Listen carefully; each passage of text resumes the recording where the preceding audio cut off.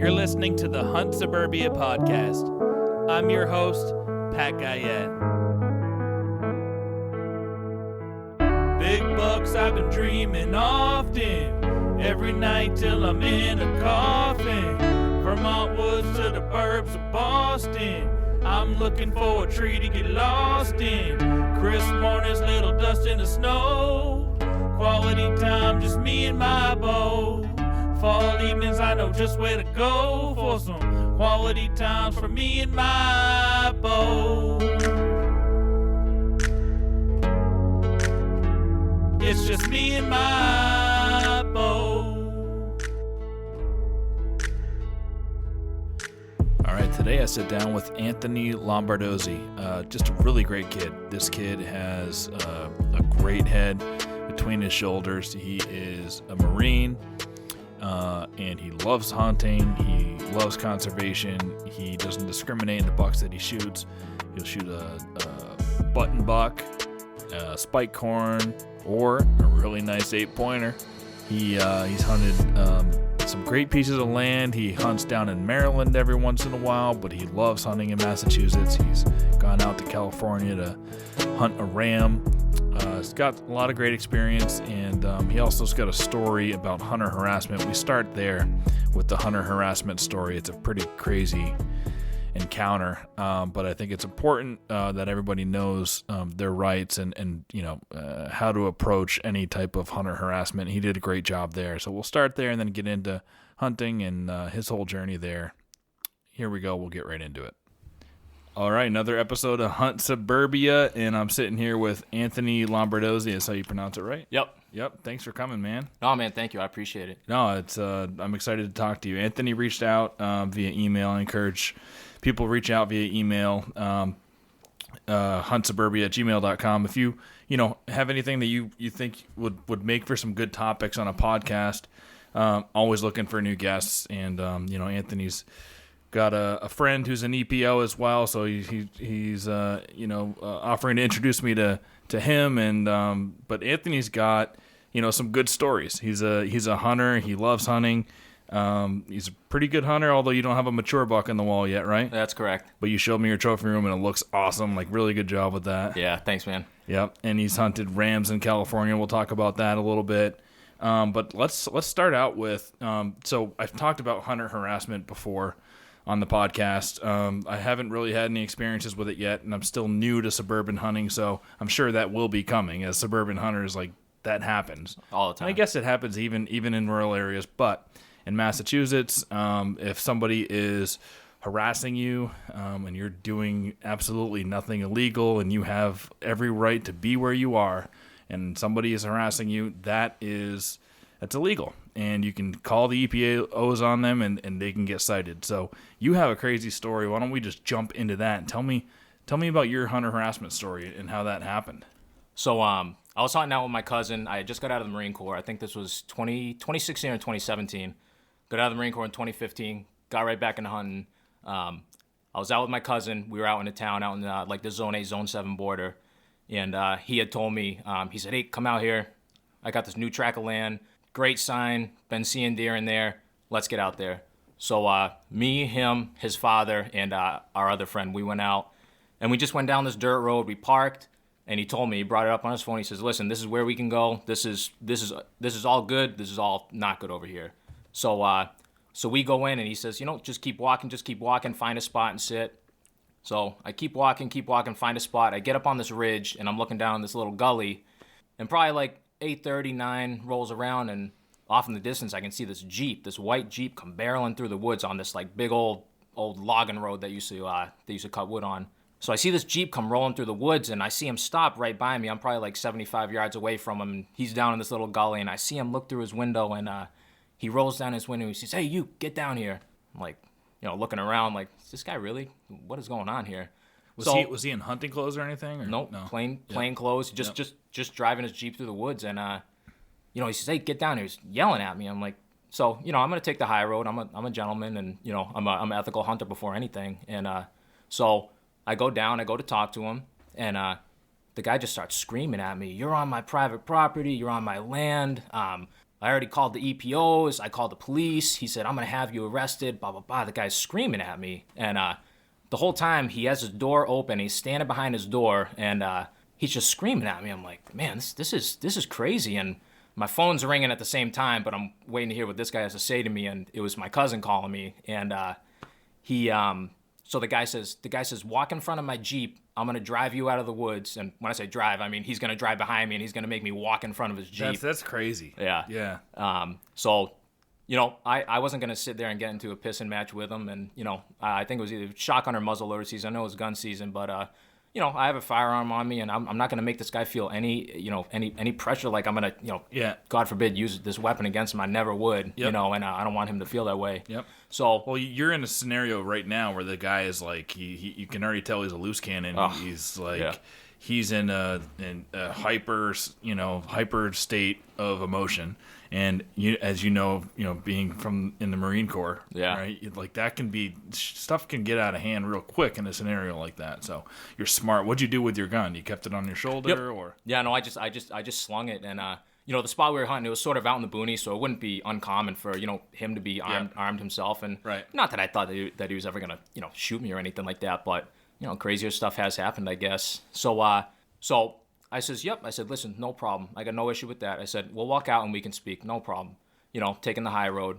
And at this point in time, I can't wait to speak to the EPOs and I can't wait to speak to the local police because I've done nothing wrong. And I can't wait to tell them what's going on and how awful this guy's treating me. Did you have written permission to be on the land or your cousin had written permission? It was all public. Okay. And I'll sort of get to that part at the end of it. All public. Yep. And so when we come out, this is literally, so we came out the complete opposite end of the way that I walked in. So I had no idea where I was. This is my first time ever hunting this piece with my cousin who said, hey, let's go. So I don't even know where this guy is taking me. We end up going on this logging road, the opposite way I came in. Once we finally hit blacktop, the concrete, I stopped and I told the guy, I just walked like over 3/4 of a mile, probably a mile. I said, where am I? I said, buddy, I didn't even come in on this road. I don't even know where I am. Yeah. And he just said, he says, you know where you are. You know where you are. He's like, and he's just being just a total, you know what. Yeah. And so I have to go on my phone. Figure out where I am. At this point in time, I guess to backtrack a little bit, when I was walking out of the woods, I hopped on my phone. I called one of my good friends who was a police officer in this town that we were hunting. And he was working the day shift, and I said, hey, man, are you working today? And he goes, yeah. I says, hey, man, like I need a big favor from you. Like, I need you to come over here, and like I got a situation. And he goes, oh my God, are you the hunter for the call that I'm going to right now? And I says, man, yep, I am. Who called? Your cousin? Nope. He called. Oh yeah. You're right. Yeah. So he called, and that's when he had said, like, oh, I called the EPOs, I called the police. Right. Don't worry, we're gonna squash this. And so I said, man, I don't even know where I am right now. So I finally found a street sign. I walked all the way down the street. I'm in Orange, and I'm walking down this residential street. Is he still with following you in a Jeep? Or? He left, and he told me. He said, you know where you are. You know where you're hunting. Oh, so all he wanted to do was escort you out. He didn't actually wait for the police? So what ended up happening was my cousin, my friend, and my cousin's father, he escorted them out of the woods too at this different track where they were hunting in this same public piece. And he went back to them, and he thought that I just like knew where they were. And I was literally on this road. I had no idea where in the world I was. Yeah. So I ended up calling my buddy. I said, man, like I'm on this road. I said, I need to get back to this road where I came in on this piece. I said, I have no idea where I am. So he goes, yep, come down here, bang a left, bang another left. I wasn't even close. This guy drove me out of the woods into this whole residential, completely neighborhood, just completely crazy. So I end up walking another probably. What did he tell you when he left? He just said, you know where your friends are. Meet me over there. Which it was just completely. Yeah.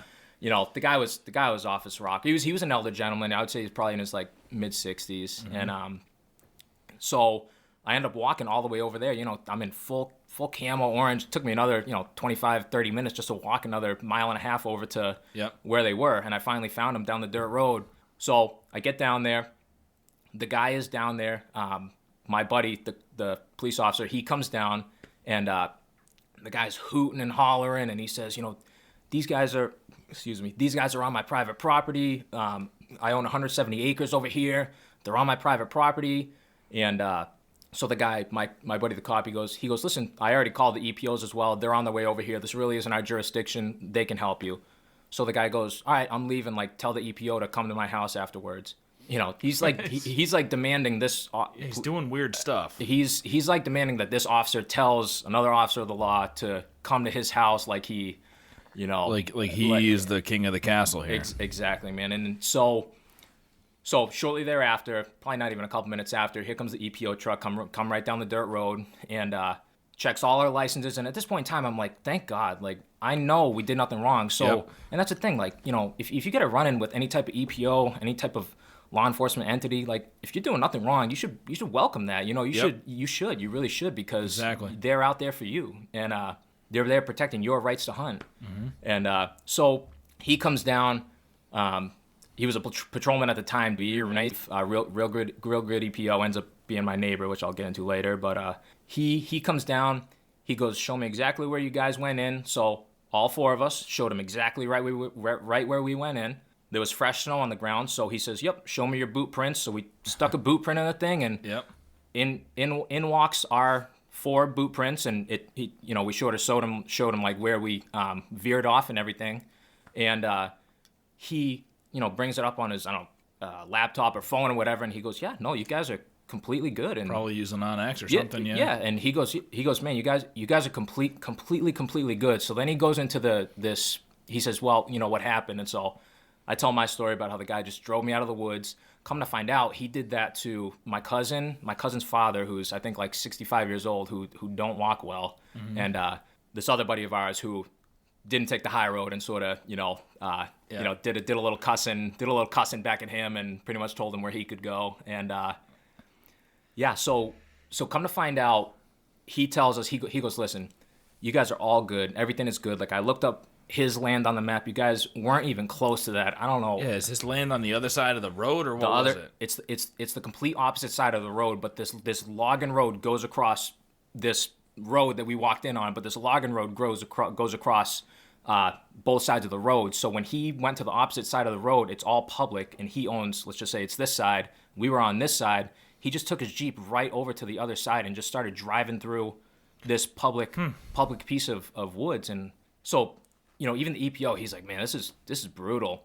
So he goes, listen, I checked your licenses. You guys are all set. He's like, you guys are completely squared away. I says, okay, thank you. He goes, I'm going to go talk to that gentleman. And I'm going to take this cop with me. Gentleman. Yeah, well, exactly. And, you have to be, in that profession, you got to be respectful to everybody, unfortunately. And so he goes, I'm going to talk to this gentleman. And he goes over to the house, does his thing. We end up just leaving. We're like, we're done hunting for the day. Like, what a buzzkill. I end up calling my buddy, the cop, later on in the day. I says, hey, man, what ended up happening when you guys went over to this guy's house? And he says, man, when the guy came to the door, he explained to him, he says, listen, like, they weren't on your property. I followed all their boot prints for however long they went into the woods. He's like, you cut across this trail, and they weren't even on your property at all, ever. And I guess the guy started cussing at the EPO, like, F this, F you, blah, blah, blah. Kept telling him where he could go. So he goes, yeah, I got something for you. Like, hang on one second. Goes back to the truck, writes him, I think, 4 separate hunter harassment citations, which is all a civil fine. I don't know how much it is off the top of my head, but, you know, pricey. And so he ended up getting four separate hunter harassment citations. And I never wish bad upon anybody, good, bad, evil, whatever. I never wish bad upon anybody. But a couple weeks later, just to show you how like things come full circle, when I was talking to my buddy, the police officer, he had actually had to respond over there to his house, and the guy had like a massive heart attack. He ended up surviving, but it just goes to show, like, I mean, you're just so bitter about like karma. Yeah, you know what I mean. Like, I was just texting one of my friends, like, stress is a killer in your life, and it seems like that guy was living a stressful life. But who knows? Maybe he was having like some kind of a mental episode, and something was not right. Yeah, no, you never know that either. Yeah. So, he was delusional, or maybe, he's thought that his land, he's lived there for a long time, and maybe it was passed down. He thought that the boundaries were different, but who knows? Nobody should treat you guys like that, even if even if he had a real concern that you were on his property. Yeah. It's just no way to handle it, man. I talk about it all the time. One thing that is awesome about hunting is that there's so many different ways that you can hunt. You can always keep your hunt fresh by using different weapons or hunting in different seasons. Some state has an early season, some have a late season. You can hunt a buck here and a doe there and a Saturday here and a Sunday there. Well, one of the easiest ways to change up your hunt, if you haven't got into muzzleloader hunting yet, muzzleloader is a great way to extend your season. In New Hampshire, it's early, before the rifle season, before the bow season. In Vermont, it's late, it's at the end. But muzzleloader hunting is awesome. And so I'm super excited to announce a partnership with Woodman Arms muzzleloader. This muzzleloader actually shoots like a rifle too. And the coolest part about Woodman Arms is they recommend that you not clean your gun. You don't need to clean this thing. If you're using Blackhorn 209 powder, you don't need to clean it. Yeah. Now muzzleloaders are the messiest guns out there. You're shooting powder that's either loosely packed or in a pellet, and just imagine lighting that thing on fire in there. It's an extremely messy thing, but with the Woodman Arms, the way they build it, you don't need to clean that muzzleloader. That's number one selling point in the world. But once you hold this thing, it feels like a rifle. It just feels right in your hands. It's got a hammerless action, so there's absolutely no hammer on the gun. It's got a crossbolt safety. It feels like you're carrying your 7600 through the woods. I'm extremely excited about this partnership. They're making me a gun right now. Throughout the summer as I'm shooting it and into the fall and getting ready, I'll report back on how it shoots, but you don't have to look any further than all the reviews and all the really great hunters in the Northeast and across the country. Really, they're selling all over the country because they're the best muzzleloader in the country. Look at what everybody else is saying about this gun. That's enough for me to endorse it without ever shooting one, but I can't wait to shoot one and follow up with you guys and tell you how it is this summer, this fall. For now, go to woodmanarms.com. Check them out. You can build your own custom gun right there. Call Timmy Bolduc, who was on this podcast and is a good friend of mine, and he'll tell you anything that you need to know about the gun. Woodman Arms, America's most accurate and dependable muzzleloader on the market, handcrafted in New Hampshire. Go to woodmanarms.com and start building your gun today.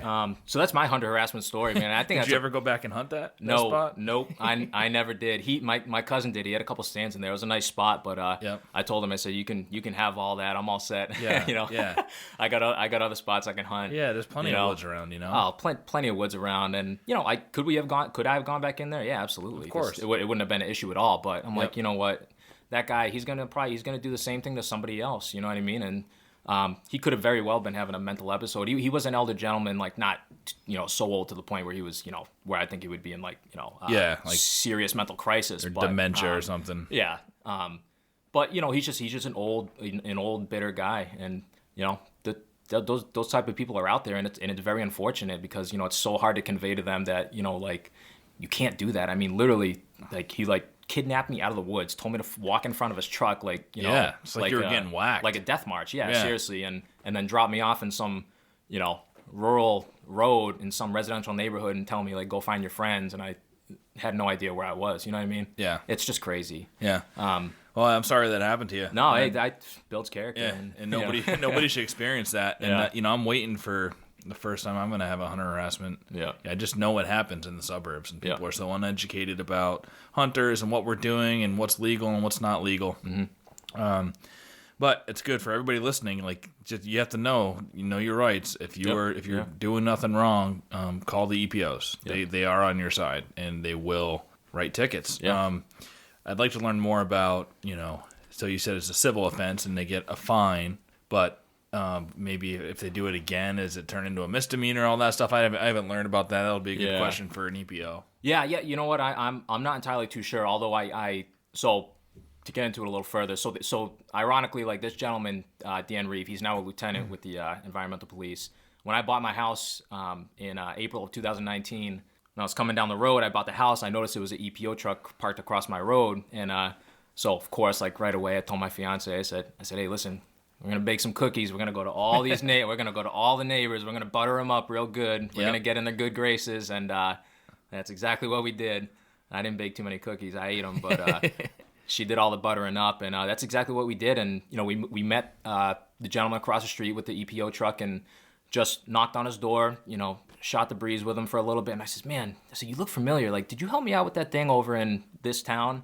And he goes, "Oh my God, yeah, I cited that guy," and yada yada yada, and just completely small world scenario, and we just shot the breeze over that, and I've got to talking with him. We have beers and stuff like that, and he's a good dude, and he had told me, and if we ever get together, me and him, or you and him, or whatever, he had told me that any offense that you have, like any hunting offense, baiting, anything as far as like shooting distances from roads, houses, anything like that, anything that they can enforce is an arrestable offense. So could he have arrested that guy? Yeah, probably. I don't know for 100% sure, but could he have? Probably. Would he want to arrest this old, like, mildly senile man? Probably not. You know what I mean? And you obviously you could tell he was in like mildly poor health, so you just but wow. Yeah, no. So it is a small world. That's cool though. He ended up living next to you, and you guys are friendly now. And hopefully those cookies got you a little bit of permission to hunt some properties. Man, I tell you what, we buttered them up real good. When I bought my house, like me and you talked when I first walked through your door. You always want some tract of land behind your house, side of your house, something in the immediate vicinity where you can just walk out your back door. You just don't want to live in like those, like the neighborhoods where there's just people all around you, and you know what I mean. I grew up in a place like that in Vermont, in Rutland, and it was fun as a kid. A lot of people to hang out with and play with. But when you're when you're settling out and you love hunting and you're settling down as a grown man, you want to have places that are nearby. Yeah, within a 20-30 minute. I like to spread out, branch out. 20-30 minutes. I'll go up to an hour to a good spot. And But I like living amongst the trees, Yeah, oh, it's the best, man, and it's exactly what I did. I feel very fortunate. I mean, where I grew up off a dirt road in Leicester, Massachusetts, and me and my old man, we just walked right out our back sliding door and went hunting all the time, and that's how I grew up. That's how I lived. It's how I want to raise my kids. Yep. And that's why I bought this house, and I feel like I stole it for the price that I bought it for. But when I bought the house and everything, of course, like I use Hunt Stand, same thing as Onyx, but so I use Hunt Stand, and of course I'm looking at who owns property, and behind my house there was a tract where it was like I think it's close to 250 acres, and it was said it was owned by this family, and I go a couple houses down the street and it says the last name of this family owns this house and this house, and I had heard like through I live in a somewhat small town, and I had heard like through other people like, oh, you need to talk to these people if you want to go back here. So, honey, fire up the oven, let's go. We're baking cookies, and that's exactly what we did. And so we went around to all the houses and everything, and we're going down the hill, and I talked to these two people in the houses. It's a brother and a sister, and there's another brother that lives down in Connecticut. But I talked to the brother first. This guy Kevin, very very nice guy. We get to talking, and and I had asked him, I had told him, I said, hey, listen, Kevin, I said, the barn across from my house, I said, man, that thing is beautiful. And we get to talking about it. And I said, man, that huge rack that you guys have on the side of the barn over there. I said, man, you guys must be awesome hunters, huh? Like, good Lord, look at the size of that thing. And he goes, of course, like trying to like get into it. And he goes, man, you ain't going to believe this, but he goes, we don't hunt. He goes, my old man hunts, but, he only ever hunted up in Maine. He said he never hunted our property over here. I says, oh my God, really? And so we get to talking, and I said, listen, Kevin, I'm a huge avid outdoorsman, love hunting, respect animals. I can't even begin to describe to you how much I love hunting. And I said, can I have, I just said, can I have your permission to hunt your property? And he goes, absolutely, go back there. I'm like, awesome, oh, dude. Good Lord. So that was like close to 250 acres, and what a score. And I had asked him, I said, does anybody go back there? And he goes, nope, nobody. You got the whole place to yourself. I said, good Lord. Awesome, man. And it was just in the story. You don't think it could get any better, but it does. So talk to him. Everything's cool. Just got this whole piece to hunt. Hit the ground running. I go down the street. I come over this hill, and there's a white farmhouse and a big red barn on the other side, and I knock on that gentleman's door, and it's this guy. His name is Thimpson, and he owned, when I was looking on the map, he owned about, like, I want to say it was like 70 acres behind his house and another 5 or 10 on the opposite side behind his barn. And so I had told him, I said, man, I love hunting. Gave him the same spiel, and he goes, do you want to hunt my piece? I go, oh my God, yeah. Like, really? He goes, yeah, man. He's 74 years old, and he goes, man, I'm getting up there in age. Did he hunt? Oh yeah, he's a big hunter. He never bow hunted. He's just like a typical like older gentleman, always just gun hunted. And he had said, the only thing is I have a group of like over there's 3 gentlemen. They're over 80. They're in shotgun and muzzleloader. They go back there from time to time, like sporadic, and they just sort of walk the woods. There's no stands or anything, but he goes, have at it, man. And now you're getting greedy, dude. Come on. I know, man. I'm very, very, very, very fortunate. And how long have you been there now? So I bought it in April 2019. Oh, so, yeah. So you'll be putting some mature bucks up on the wall. Oh man, very soon. My dad got the first one before me. He ended up getting it's a 13-pointer, 150 inches even. Wow. Monster. Like this year? Last year. Sweet. Yeah, with the shotgun. This I'll show you a picture after. But that's great, good man. Lord, man. This thing was a tank, absolute tank, and he got it. So the good thing about these two pieces is they connect, like they border each other, and then the land that borders these two properties is I'm not gonna say what company, but it's a yeah. Be careful, because yeah. So, yeah. I'm gonna go back and edit out that guy's name that you talked about. Yeah, actually, I appreciate that. Yeah. So it's this company, right? And could guys get in there on the backside? Yeah. Do I think they do? Maybe You'll find not. out. Yeah. So I have this like almost close to like 300-acre piece, which is just huge. Really awesome. And I'm just so fortunate. But my old man, he struck gold first, and I'll tell you what, he deserved it, because he's been hunting his whole life, and he's been a hard hunter. And he always used to tell me, like, when you guys were kids, you can't really hunt as much. You priorities take kids take priority and everything. And he had gone through a 7-year dry spell. That hadn't killed a deer. Last year he killed was in 2012. And so in the 2019 season, man, we hit the ground running in this piece, man. Cameras everywhere, just stands. We set up, I think, 5 stands back there. We had one for each wind. We were really honing in on this spot. And it was a real snowy morning. And there's this like little creek that comes from this other piece that he doesn't own. And the deer we were just seeing, it was just a natural funnel. These deer were just coming across this creek, and they were just working right up this ridge line. He was on top of a ridge in a stand. I was probably like 150 yards behind him, down this little gully, up another ridge in this other stand. He's got a shotgun? Shotgun. And are you hunting with a bow, or are you hunting with a shotgun? So I'm hunting with a shotgun. Yep.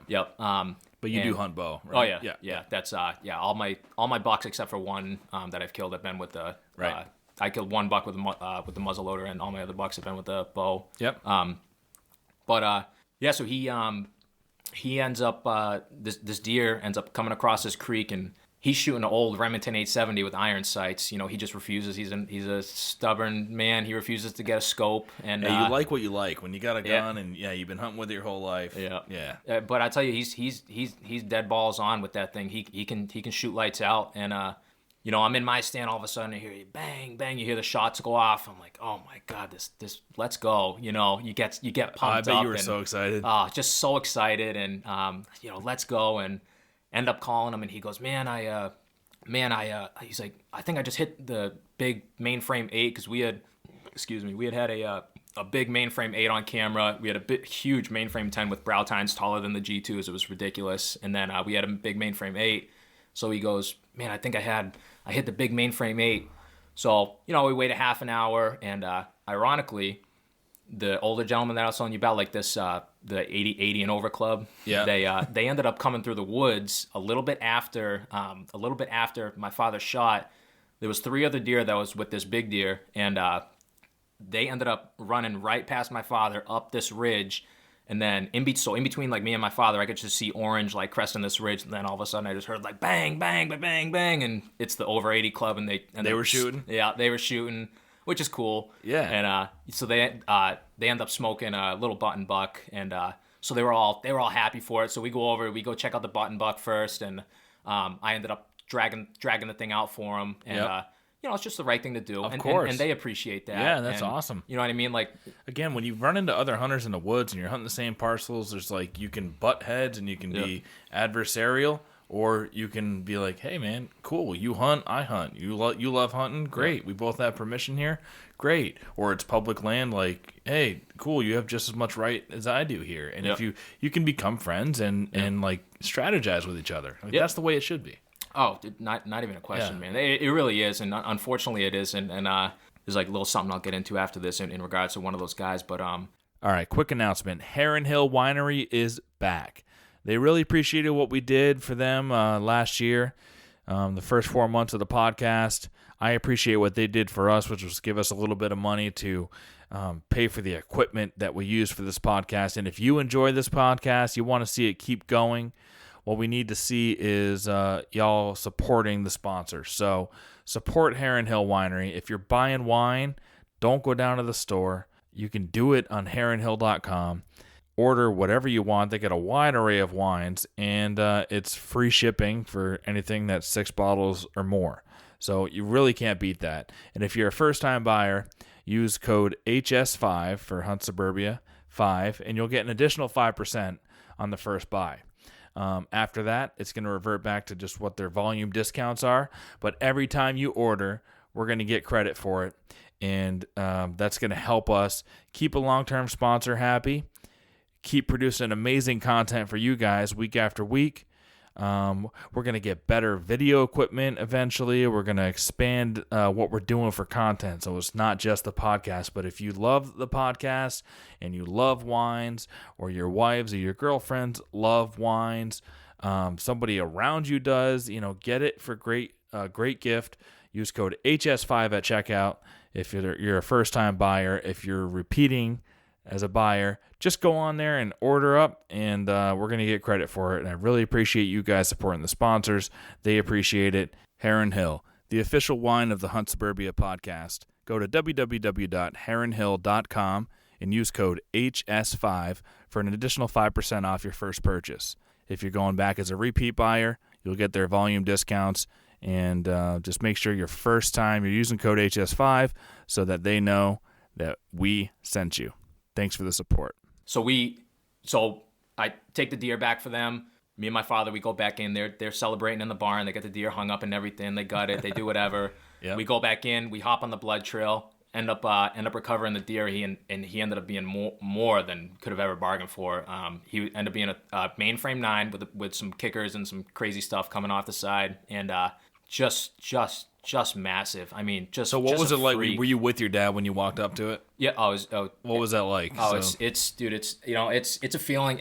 It's something. It's tough to describe, man. It really is. It's really tough to describe, especially because he had been in a slump, and he had, without getting into too much detail, he had gone through some stuff and this, that, and the other thing, and the guy just deserved to kill a deer. Yeah. It didn't matter if it was a 90-pound spike or this 200. But it's a buck of a lifetime. The buck of a biggest buck hands down, the biggest buck he's ever killed. We had it scored by the Northeast Big Buck Club, 150 inches even. Beautiful.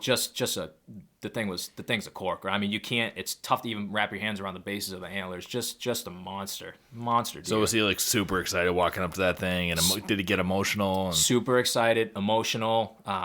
And the crazy thing about it is, a couple days before that, he had harvested an 8-pointer out at our buddy's farm in another town, and we were sitting in an apple orchard at his farm, and he had harvested an 8-pointer like 2 days before that. So he goes through this 7-year slump, smashes an 8-pointer. That one scored 116 inches even, and then 2 days later smashes a 150-inch. Just awesome. Corker. Wow, and he got out of the slump. Big time. And now he's back in it because he didn't kill last year. And so it's like the cycle repeats itself. But talking about like some of these gentlemen that were going in there, like the over 80 club, when I took this deer out for them, they were so happy. Thank you. I'm not gonna make them. It was a little button buck, but I ain't gonna make them drag this deer out. I'm 27 years old. I was 25 at the time. I'm going to take this deer out for him. You flew out with that thing, I'm sure. Oh, my God. Button bucks fly. Yeah, flew out with it. And so they were super, super grateful, super, super thankful. This year, the property owner had asked us, he had said, hey, listen, do you mind if I give them the first week of shotgun all to themselves. And of course, I'm gonna be like, yeah, absolutely. They can have the first week of shotgun all to themselves. Absolutely. I'll float it over this other piece. Yeah, like I'll take the 250 acres over here. Don't worry, I'm all set. You know, I ain't hurting for spots. And so there ended up being a little mix up where he had told us, he said, can you give them the first week of shotgun? So we said, yeah, absolutely, no problem. He ended up telling them through whatever, you confused it. He said I told them to stay out for the 2 weeks of shotgun. You guys can go crazy. Okay. So we stayed out for the first week, and whatever day it was, Monday, Tuesday, the second week of shotgun, my old man gets back in the stand, and one of the guys, he's like 84, and he comes walking around the bend. He's doing his little still hunt, and my dad sees him coming through the woods, and we've been very cordial with him this whole time, and he ends up waving to him, and the guy looks at him, he goes, and he starts walking towards him, and he thinks, yeah, I'm going to have just a conversation with the guy, see how the hunting's been or whatever. Doesn't the guy come over here and start cussing at him, and he's saying, what are you doing in here? And my dad's like, hunting, what are you doing, you know? He goes, man, I thought you were supposed to be out here for both weeks of shotgun. You know, Kim said both weeks of shotgun, and, you know, my dad's like, just miscommunication? Nope. Just complete miscommunication, but he ends up like cussing at my dad, like this old man who seemingly forgot that I dragged his deer out of the woods for him last year to avoid his old, you know, brittle bones dragging this thing out. And, you know, it's like people forget like the good stuff you do for them. And it's such a shame because we end up talking to the property owner and he's like, oh my God, I'm so sorry. Total miscommunication. And the guy this gentleman, who's over 80, he had went back to the property owner and he ended up cussing him out, and he said, what are you doing letting these guys back here? I thought they were only bow hunting back here. Yeah. And he's like, yeah, okay, well, thank you for now letting me, like, let them have complete permission, like, you're gone, see ya. And you don't own my land. Exactly. And, like, he was trying to tell him what to do with his land, and he's like, yeah, okay, well, you want to pay the taxes on it, you know what I mean? So right. And so now that guy doesn't hunt there anymore, and man, it's just crazy, man. It's just some people get so, like, I don't know if it's defensive or what the deal is, but they just get so, like, I don't know. Yeah, that's a shame too. It's such a shame, man. It really is, and it's like it's crazy because you know the guy just forget that I just dragged his deer out for him not even a year ago, and now all of a sudden he's cussing at my old man, and it's just again. That guy's 84. Maybe he really did forget. You know? He's just like he very well might have. Yeah, he very well might have. But it's an awesome piece back there, and I've got other pieces too. Fortunately, the job I work midnight to 8 in the morning, so oh wow, I could literally hunt every day if I wanted to. Yeah, you know what I mean. And got to get some sleep somewhere, but 4 or 5 hours, and I'm usually pretty good. But that's a good shift also because I don't know where you're doing, but if you're driving around, then you can see deer. Yeah. So during that time, you know. I tell you what, before I was at the job that I was currently at right now, I was driving tractor trailers and. I was doing that a lot. Now, granted, I was going like from the tip of Maine all the way down to like North Carolina, so it was a little bit different. But you know, like around here, I would see deer all the time, and so I'm it's just a good way to scout. It is, yeah. You're driving around while they're out, you know. No, you couldn't be any more right, man. It's an awesome spot. I feel very fortunate to be there, and man, I've just been hitting the ground running over there. Really, every year there's something new every year, and. You know, I sent you the pictures of my my heartbreaker. Oh buck. Yeah. Let's talk about that too. Yeah. Beautiful double drop time. I mean, 4 drop tines. Oh, or 4 quadruple drop time. Quadruple drop time. That thing probably would score. I mean, I'm not a professional scorer, but that 170s. Oh yeah. Oh for sure. Yeah, he's an absolute freak. So you had him on camera. We're watching him. So what ended up happening with him was when I first moved into this house and. Like I said, hit the ground running with cameras and everything. It was a 2019 season, and we got back in there, set some cameras up, never had a single picture of this deer. And then the second week, it was like the second or third week of September, we got a picture of a deer with just a freaky looking left side rack, and it looked like he had, like we called him a unicorn. It looked like he had a beam coming straight out of his forehead, and then his right side was like a mainframe 4 or 5 points. It would have been like an 8 or 9 point with like a foot long drop tine coming off the right side. And I had never had a picture of any deer of that caliber ever in my lifetime. Yep. And so we got like 5 pictures of him, and that was it. Nothing. Ghost. Like no idea where this deer came from. I had heard rumors of other hunters in the area that were hunting this deer hard and just had never seen him until that point.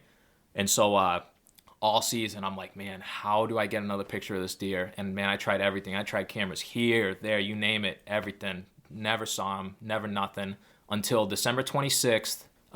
It was like the 26th or the 27th. To the right side of my house, there's a little strip of it's all like hayed fields, probably like 30 acres of hayed fields, and that's how I get back to some of my spots. And I had noticed literally not even 30 yards from my house, just massive track, and obviously it was at night, but just massive track. They were just running the side of my house, and so I'm like, man, I gotta put a camera there, see what's walking there. Lo and behold, I get a picture of that deer, not even 30, 40 yards away from my house, right, at night. Yep. And he only had his left side antler on, and this was December. So he dropped one already. So he dropped one. The thing about this spot that I'm hunting, man, is there's very little food. It's a huge bedding area. It's all pines pretty much. There is some oaks mixed in there, but it's not. There ain't a lot of food, so they go elsewhere. So it's a tough spot to hunt, which sort of makes it exciting. Yeah. But so you got to figure out the puzzle. That's it, man, and that's why I love it, man. It ain't handed to you on a silver platter. Yeah. So I had the picture of him with just the left side. The right side was dropped. Can't even tell you how many miles I tried putting to find that thing with that huge drop tine. Never found it. Did anybody find it? Do you know? I don't know. Could still be there. It could. It very well could. So here's where the plot thickens. So it was either that day or the following day. What we do for all the neighbors is we make more cookies. We butter them up some more. Keep them in the good graces. And so we had made cookies. We went around on my quad. We're taking the cookies to everybody, and we go up to my neighbor's house. Up on the hill, and very nice guy. He's an old retired New York City detective who moved out to the country because he was so tired of looking at skyscrapers. Yeah. And he goes, Anthony, I got something that you might want to see or that you might like. I'm like, yeah, what is it? And he knows I'm a huge hunter. And he goes, man, the other day over by my bushes, it was like 7:30 in the morning. I let the dogs out and they were going crazy, barking at the bushes. And then all of a sudden I seen a big white tail go running through the woods. And he goes, oh, they're chasing a deer out of the yard. He goes, lo and behold, I go up to this bush and here's this antler. And he's like, no way. But it's the left side this time. Uh-huh. So now it's like December 26th or 27th and the deer's dropped both his antlers. So, and I'll show you a picture of it afterwards of the shed. But, so what ended up happening was this deer just got chased out of this guy's yard, which is not even 150 yards from my house. So this deer is literally just teasing me. He's in my backyard, Yeah, well, you said there's no food. He's eating food in people's yards. That's all it is, man. That's all it is. And I'll bring up another good point I'd like to make afterwards. But so he's eating this guy's bushes, and the dog chased it right out. And as the deer was running away, off pops the shed, and what I thought was like a crazy unicorn thing coming out of his forehead was actually like an extra brow tine, and it did like a crazy like squiggly thing, and it shot up like straight forward. It was just a crazy looking antler. Wow. So in the 3 days that were left of the season, I was like, oh my God, man, if anybody sees like a whopper doe with no, don't shoot it. Like, please, God, don't shoot that thing. And so I looked far and wide for that shed with the drop antler, didn't find it. Fast forward to this year. Your neighbor didn't give you the shed, huh? No. He you know what? We're sort of like, pals. I guess we're like friends or whatever, even though he's much older, but good guy. And to be honest with you, I probably could have asked for it. I was gonna say like you're due for like you're getting a lot of good luck. Yeah. You're due for something not to go your way. Oh yeah. If he would have given you that antler. Yeah. Oh man, I know. Would have been like, dude, you're the second coming or something. Yeah. No, he so I would have I to be honest with you, I probably could have asked him for it and he probably would have said yes, but like he was like, man, my dogs like love chewing on it, and of course I'm like I'm like biting my teeth, I'm like gritting my teeth, I'm like, oh yeah, like dude, yeah. Do you know how rare a shed that big is? Yeah, and I'm like, oh dude, like how about I go to the department store, Tractor Supply, and I'll grab you like 20 of them. You're not gonna have them. And right at the very end, he was like, man, like, do you think if I could, because he's got like the small, I don't even know what kind of dog it is. He's like, man, like dog can't really get his mouth around it. Like, you think if I cut it up, like the dog will be able to? Oh no. So I don't know if he ended up cutting it up. I didn't even want to ask, because I'm man. Sort of breaks my heart a little bit. Yeah. So I end up getting the only deer I got that year. I end up getting a nice 5-point buck, which sort of I guess leads me into another point. Like to me, every deer a trophy. It doesn't matter It really doesn't. Like, I'm a meat hunter, and yeah, and we'll also get to like you go down to Maryland, and again, like this guy's just got properties in Maryland. He can hunt a 2,000-acre farm that his buddy owns, and you see hundreds of deer there. But let's finish the story on this quadruple drop time, because I know there's an end to it. There's an unfortunate end to it. So fast forward the following year, set up all the cameras, hit the ground running. Spring, summer, no picture of this deer. Fall, I'm like, man, this deer got hit by a car, or somebody shot it as a doe and didn't know. And October 10th, our season started October 19th. October 10th, like 2 minutes after like what would have been like legal shooting light in the afternoon, here comes this deer, and man, it looks like he just has a briar patch on his head. You saw him? No, just on the right. camera. Yeah. No, I wish. Oh my God, no, never laid eyes on him in person. Yep. Here comes this just deer with looks like just bitter root and a briar patch on his head, just like picker bush. I mean, you couldn't even, you've seen the pictures, man. He was just a freak, and literally me and my old man were walking, not walking, like we're scrolling through the pictures, and man, he's there, he's hanging out there, and we're like, oh my God, we are gonna kill this deer. So for the next couple days, we kept getting pictures of him. Now it's like the 12th, the 13th, 14th. He's still on camera. He's in this area. I said, man, he is just a ghost, but he comes over here during the beginning of the season, and we just can't figure out where he goes from there. Like, we just couldn't figure it out. Yep. So lo and behold, never laid eyes on him. It was November 3rd. I hadn't had a single sighting of him. I had to do overtime at work. I was forced to do this like 12-hour thing. It was for the elections. So I was up at this high school in the city I work, and my cousin calls me, the one who I had the hunter harassment thing with, and he goes, man, I got some bad news. I go, what is it? And he goes, he's dead. I said, are you kidding? Are you kidding me? I said, my God. I said, man, who killed him? Who killed him? Because like I want to go shake his hand, and I just want to touch. I just want to hold that rack. I just want to see the deer. I feel like I'm like emotionally connected with it, as weird as that sounds, but it's how it is. You know what I mean? That's how we are with you're invested in that animal. And he goes, no. He goes, dump truck. I go, you got to be kidding me! Like, this is unbelievable. Oh man! And the story gets a little bit weirder. So to go into it a little bit further, as crazy as the story is, it's going to sound, but my cousin, this guy I call my cousin, he's my cousin's husband. But so his brother lives across this road from me, up another side road. He's only like 300, 400 yards away from where my house is, but a couple roads over. And he was checking his camera in the back of his house, and he had jumped up this deer that he had said was just a massive, he said it was just a massive deer. While he went to go check his camera, which is not even 45 yards into his backyard, right? Yeah. Jumps up this massive deer. Doesn't the deer run down towards this major route where there's a decent amount of traffic, gets smoked by a dump truck. Oh man. So just a bad small world scenario. Your cousin killed it. He killed it. Yep. My cousin's brother killed it. Oh man. And I was like, oh well, now like Hammurabi's code, eye for an eye. I gotta like go like slash his tires or something, because he just like killed the buck of my dreams. And I got a picture of it in daylight. I'll show you. He ended up sending me the picture. Some guy posted it on Facebook and said, like, oh, if you don't think the rut is on, then you're sadly mistaken. I just hit this. He was the guy that hit it. I just hit this buck on this road, and this guy has no idea. Oh, I think I remember seeing this year. Yeah. So guys are posting it on the Bohan Mass Instagram page. Yeah, and a couple people are texting me going, "Do you see that buck that just got hit?" Yep. So where was that buck? Damn. Yeah. Where that buck got hit is not even 200 yards away from where my tree stand is. It's it's such a sad. It is. It's heartbreaking, but man, hunters go through a lot of heartbreaks, and it's good. You got this one out of the way. Yeah. And you still got so many years to hunt. Oh. I don't think. Well, we knock on wood, but I don't think you can experience a heartbreak that's going to be like that again. No. No. I mean, let's hope. I enjoyed the ride. Don't get me wrong. It was good. Yeah.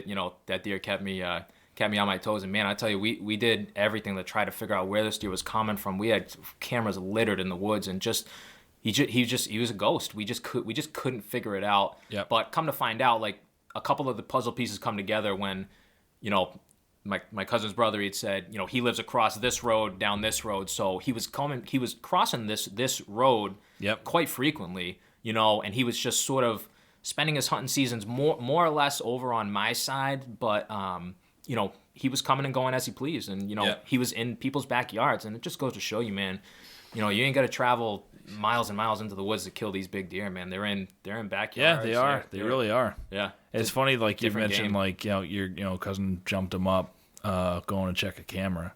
Both bucks that I killed this year, I had jumped up previously checking a camera. really? Like I saw him checking a camera one time. He was with a doe, and I just saw him going away, and he looked huge to me, and I had a cool standoff. He was awesome. in between a pine tree and me, and kind of looking through the pine tree, and then he took off. But I jumped him, and I knew it. I identified him, and then another camera. You know, that buck ended up getting the big 6, the second one. Mm-hmm. I had jumped him previously, not too far away from here, going in to check a camera. So Nice. sometimes they can, even if I hate jumping them too. So I'm like, oh man, Yeah. why am I going in to check the camera? Why am I so addicted to these cameras? Yeah. And it's part of the reason why I started running a couple cell cams this year. You don't have to go check them. And Yeah. you just, if you're addicted to deer like we are, you get texts, and it's like, Yeah. it's awesome. But yeah, so unfortunate end for that one, dude. But you got some good bucks around. Oh man, I do have some good bucks around, and I think the deer gods were sort of laughing at me a little bit, but they sort of you know, smiled at me a little bit, because the following day, so I ended up getting out of work at this like mandatory overtime shift around like midnight, you know, and I was so down, I was so out. I was like, man, I need to get in the woods. Like I just need to clear my head. I need to go back out there and just remind myself that like this isn't the only deer out here. Yeah. And again, like I said, I'm not a trophy hunter. Like, yeah, would that thing look awesome on my wall? Hell yeah. But every deer's a trophy to me. And the following day, I get out. I forget what time sunrise is, but hopped in my stand, and I texted my old man. I says, yeah, I'm in, you know, this stand. Feels like a good morning. And he texts me back. He goes, yep, good luck. Let me know how it goes. No lie. No sooner as I put my phone away, I look up, and through the swamp thicket coming up at the ridge at me, here's a deer. And, you know, I thought it was a little doe at first, and I don't you know, segregate which deer I shoot. I shoot deer, and I end up being a button buck, but I end up hitting him at 21 yards. He didn't go 20, toppled right over. Awesome. And you know, sort of funny. I called my cousin. I said, man, I just leveled one. He's down, and he goes, man, that's the deer gods, you know, giving you a little you know, something on a silver platter at 21 yars. And it's also kind of like, you know, it's there's some like metaphor there or something. There's some symbology there, because the big giant buck in the area, you know, you actually got probably the smallest buck in the area like the next day. And well, the tenderloins tasted just as good as all the other ones, though. Oh, exactly. It's, you know, if not better. Those small tenderloins are good, man. Yep. That first year that I moved in here, I got a 5-pointer and a button buck, and that button buck was just delicious, dude. I still have a couple pieces of them left, because I like to. It's so good. I save them for special occasions. No, it's awesome, man. It really is. And like I said, I don't segregate which deer I shoot. I'm a deer hunter, man. Yep. That's all it is. Like I'm just a straight up deer hunter. It don't matter. It don't matter what it is, man. I'm proud, you know. And that's the thing, man. Like hunters need to be for hunters, especially in the state of Massachusetts. You need to be for other hunters. You can't tell people like, man, you should have let him go another year. Like I'll never forget the first year I ever found out about the Bow Hunt Mass Instagram page. I had posted a picture of my. I shot like this beautiful 4-pointer, like real tall, nice buck, and it was 3 days into the archery season, and I saw some guy commented on the picture. Bow Hunt Mass reposted, and I saw some guy comment on the picture, and he said, he's like, man, should have let him go another year, and something else, and of course I take the high road always, and I was just thinking to myself, I'm like, man, like I want to say something to you, but I'm not gonna, and it's like, dude, you can't like, don't. Yeah, another gentleman on one of your podcasts before, he'd said, like, let people shoot deer. You know what I mean? Like, I can't remember the guy's name. Why do you have to, like, impose your opinion on somebody else's, you know, you make the choice. It's all up to you, and it's your journey. It's like, don't try to impose your opinion on somebody else's journey. This isn't Iowa. This ain't Missouri. this ain't Maryland, which I'll get into if you like. That place is Yeah, tell me about that Maryland place is because sick, man. it's Dude. something that I would have again. I just didn't think like you don't hear people talking about Maryland as a deer hunting state. Oh my god! But after you told me, Yeah. that you go down there, and then I was doing some research, and I just typed in Maryland big bucks, and you do see some massive. There's like a 220-inch buck there that I saw was harvested recently that was featured in some bunch of magazines, and I mean there are some monsters there. All right, just want to take a quick break and remind everybody that's listening, please, if you haven't, go on to iTunes or the podcast app, anywhere that you can leave a review on the podcast. iTunes and the Apple Podcast app are the best places to do so because it really helps in the rankings. Go in there, leave a written review, tap on the 5-star rating. It's going to help us a lot in shooting up the rankings and getting this podcast out to more people, and I would really greatly appreciate that. Go and subscribe on our YouTube page if you haven't yet. It's Hunt Suburbia, youtube.com/Hunt Suburbia. Of course, follow us on all of our social medias. Continue to interact with us, and if you have any questions or anything you want to send me, shoot me an email at huntsuburbia@gmail.com. Really appreciate you guys. Oh, dude, just crazy. So how I got into hunting down there? This was actually my first year hunting down there. But when I was in the Marine Corps, when I came back from deployment, I went to Camp Pendleton for a year, and I met this guy over there, and we ended up becoming good friends. And just sort of because like we were both hunters, we were both sort of like rednecky and whatever, and we just connected. We were just friends, and Yeah. And I remember him telling me all the time, like when we were in California, he's like, "Man, yeah, I'm from the Eastern Shore of Maryland and Kent County," and he goes, "Man, I'll tell you what, it's like super, super podunk down there." And, in my head, I'm like, man, all I can think about is just like Baltimore when I think of Maryland. Yeah. I just never would have thought Maryland would be like God's country. And we sort of like lost contact for a while. And then just randomly, I ended up me or him, we called each other. One of us called each other. And it was this past year. And, he said, he goes, "Man, come down here, man." I'm like, "Oh, dude, like, you sure?" He goes, "Yeah, man, come down here." And, he was sending me, I knew it was going to be good when he was sending me videos from his stand, and there was 60 deer out in front of him. Like, that's nuts. No, I can't. I'm not making this up. Literally, like 60 deer out in front of you, probably half of them bucks, and literally like I'm nice talking racks, like 125-inch plus Yeah. deer, where he's like, yeah, that's He's like not even batting an eyelash at it. like he's like, yeah, no, it's a cool deer, but like, I definitely ain't shooting him. And, That's a year and a half. Yeah. So anyways, so like we set this hunt up. I go down there. I went down there. It was a 2-day hunt. They hunt on Sundays, so I did a Saturday Sunday hunt. I went down there, and I knew it was going to be good when I was. Did you drive or fly? I drove. Because I was looking at it, I was like, yeah, it's not super bad drive. No, Whatever. I think it took me 5.5 hours, 6 hours. Oh wow, yeah. Yeah, it wasn't bad. Yeah. I was pushing the speed limit a little bit, but it is what it is. Yeah.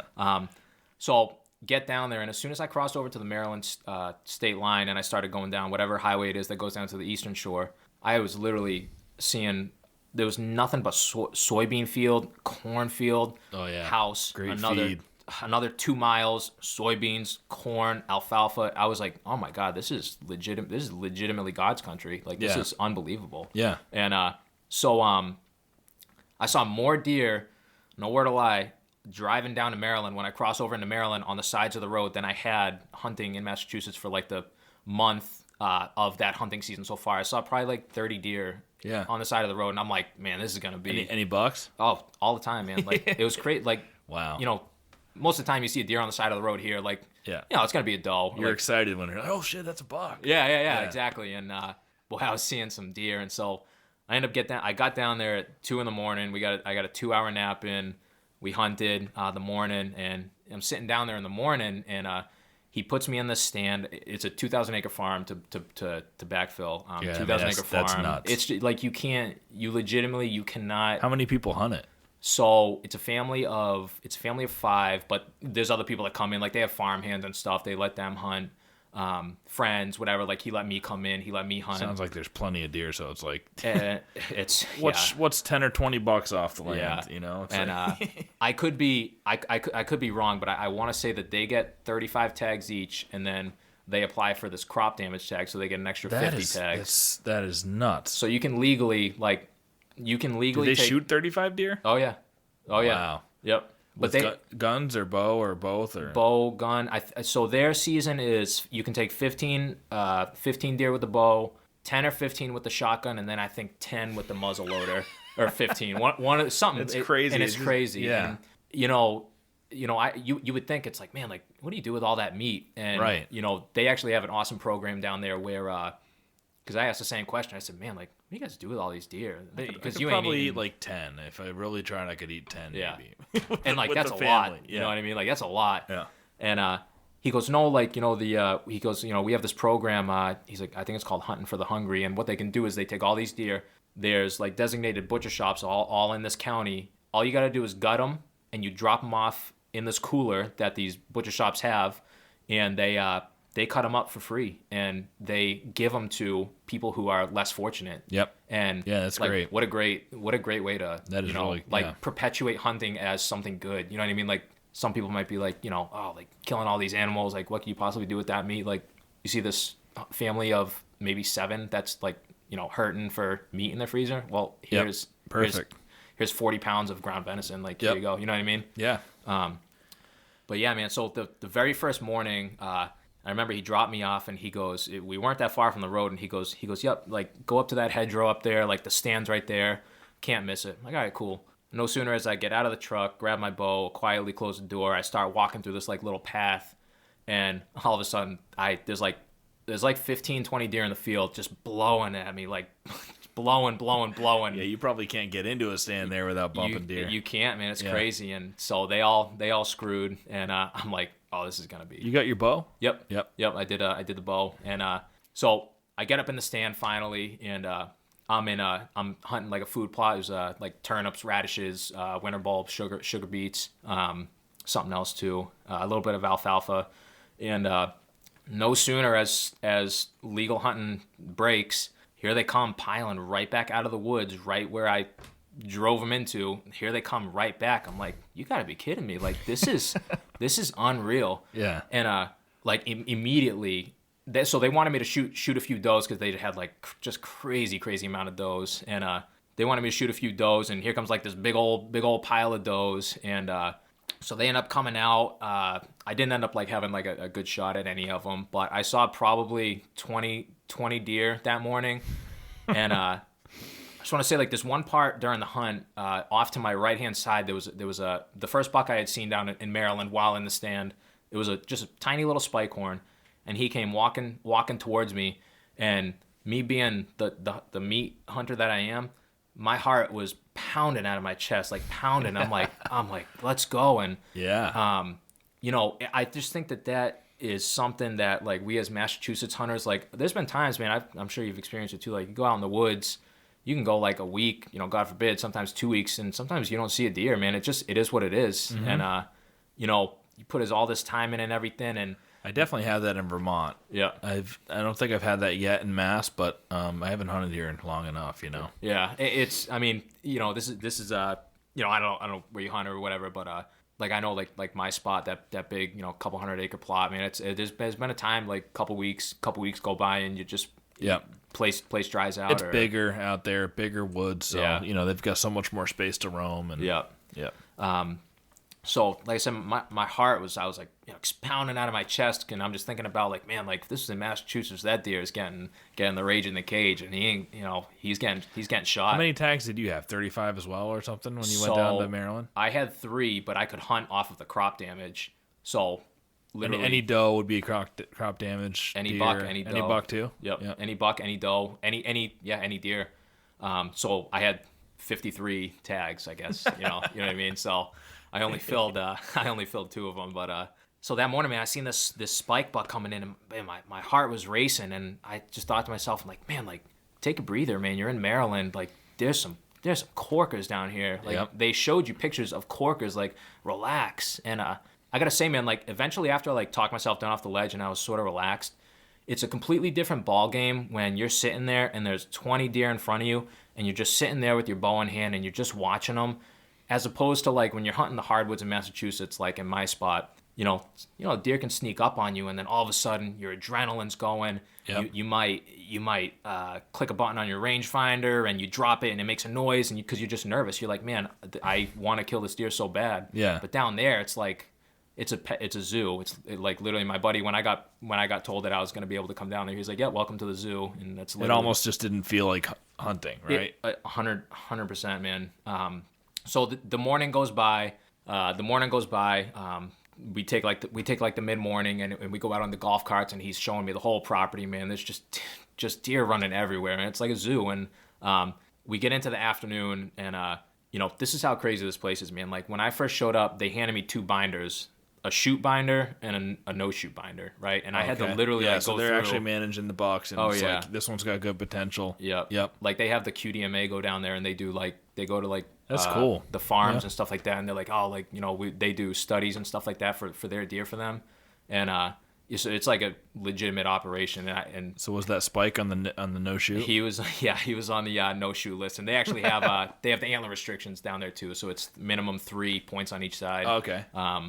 So I knew I couldn't shoot him anyways. So how many bucks in total in those binders were there, if you had to guess? Oh man, the no shoot probably 15, 20, just whoppers. The shoot 30, 40, like what they considered call bucks, that they were just like, yeah, just kill him if you want. And like the buck I showed you that I killed, that was like, they were like, yeah, like do whatever you want, like it's a call buck, we don't want that. So the no shoot bucks were actually mature big bucks. Oh yeah, they didn't want you taking the big ones. Yeah. Why, are they running a business there too, or nope? no? Nope. I mean, the only business they have is like their crops. Yeah. The mother of the family, she owned some type of like a pig farm or something. Her big thing was like that, but the farm is like the big business. So like they actually sell like their soybeans and stuff to Purdue Chicken. They have like a big contract with them. Yeah. So like that's their big business.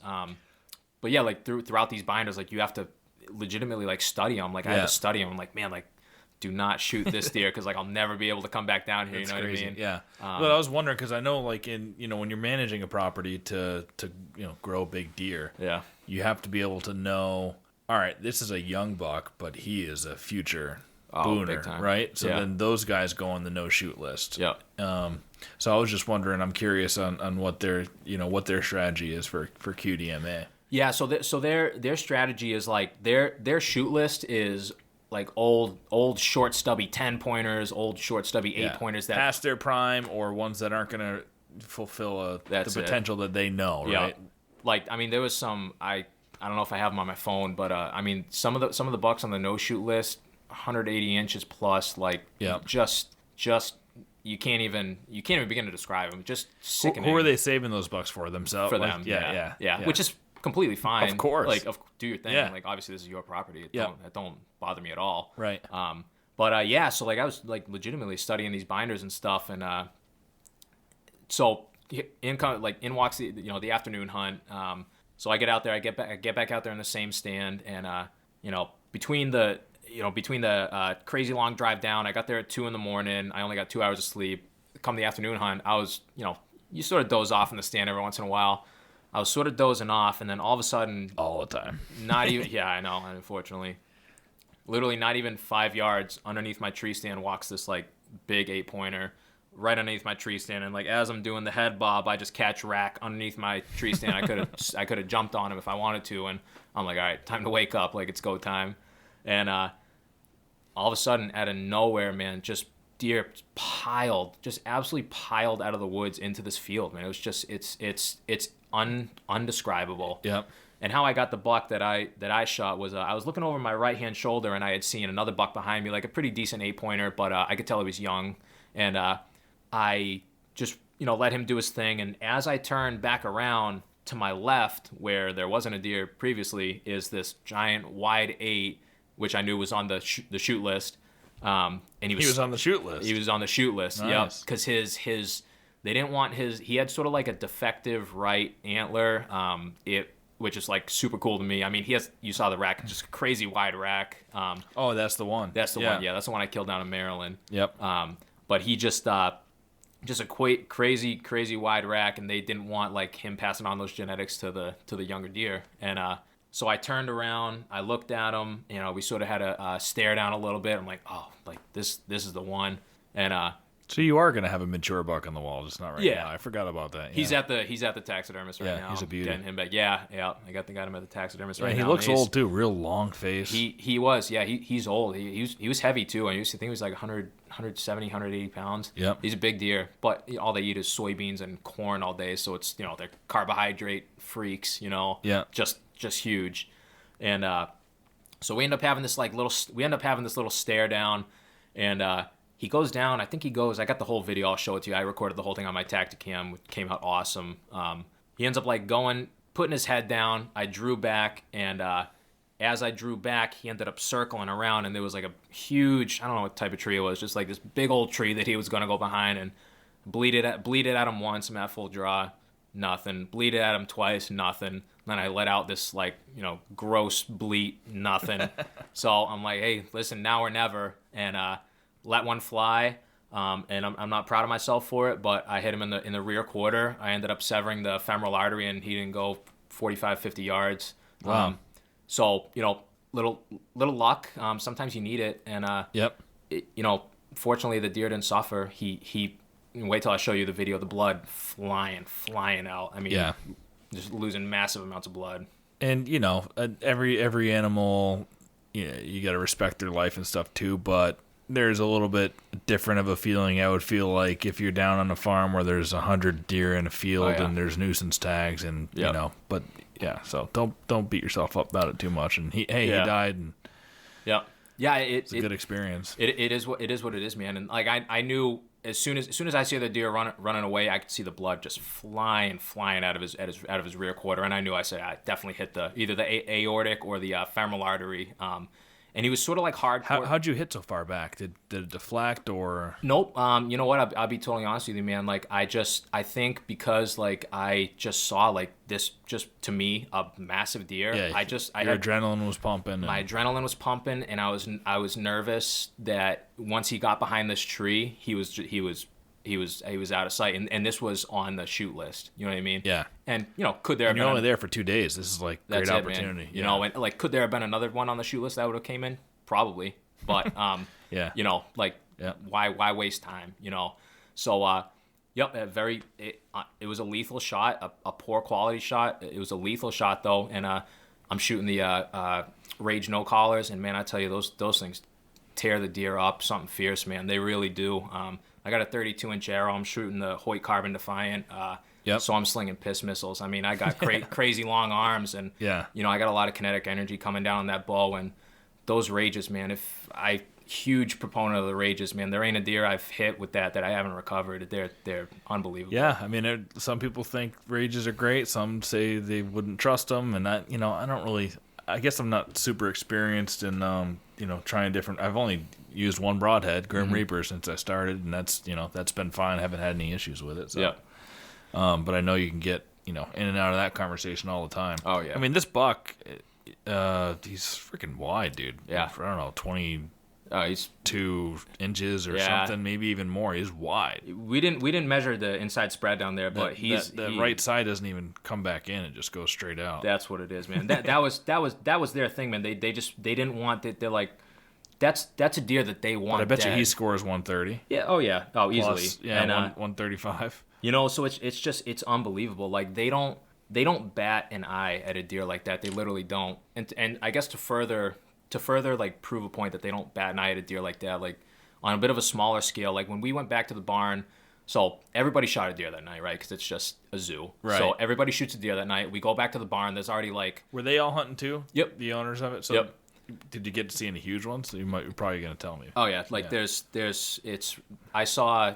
So they didn't kill any big ones when I was down there that time, but I mean, I'll show you some of the pictures from their barn. I mean, he's got a 207-inch full mount deer in their house, in a sitting position. It's just it's freaky. And so we get back to the barn, and there's already, I think, 3 deer hanging up on the tractor, and we end up going back there. We gut them out. We hang them up, and there was a 3-point buck that they had hanging up on the tractor, and I was asking him, I was like, hey, I was like, what's up with this 3-point buck? And on the right-hand side, it was 2 points, but on the left-hand side, it was just this super freaky like blade. It was crazy. And they're like, yeah, man, we just don't want that deer reproducing. And so the following day when we went up to cut up all the deer and everything, he goes, hey, do you want the back straps or anything from that deer? I'm like, yeah, give me them all.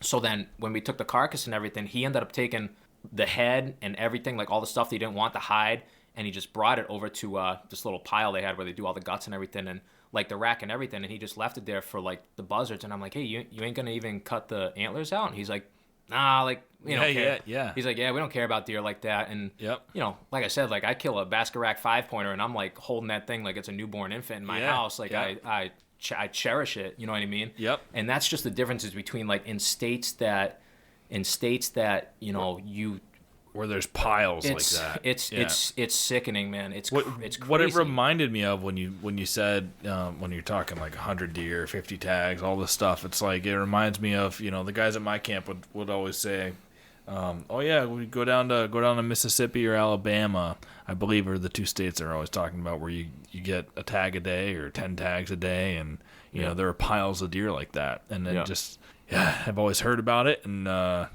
but you're right, dude. I don't think I would want to hunt that way all the time. I really love working for it, but also I wouldn't mind doing that once or twice. You know what I mean? Yeah.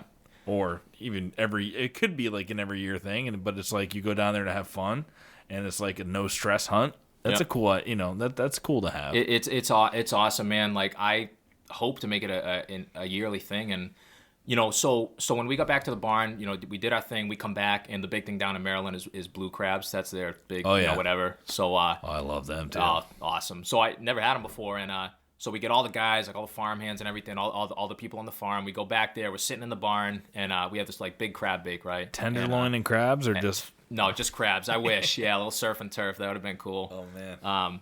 But so we get back there. We're crushing these crabs, and you know, I was telling them how. Is it a coastal farm, by the way? Yep. So do they get their own crabs too? Oh yeah. Yeah, that's right. That's awesome. This place literally, it's like beautiful. Yeah, I was looking at